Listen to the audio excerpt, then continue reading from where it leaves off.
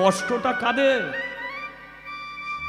যারা হরিবাসরের জন্য সময় দিয়েছে, কষ্টটা তাদেরই হয়, তাদেরই হয় কষ্টটা।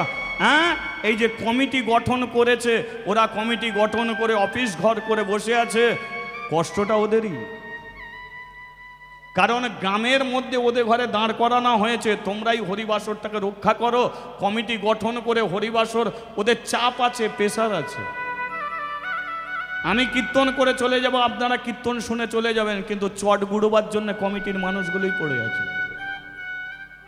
ওরাই যখন চট গুড়বে না, চট গুড়োতে গিয়ে তখন ওরাই চোখের জলে কাঁদবে, ভগবান এবছর তো 100 বছর হয়ে গেল, আমাদের শক্তি দাও, পরের বছর যেন আবার আমরা এমনি করে এগিয়ে নিয়ে যেতে পারি।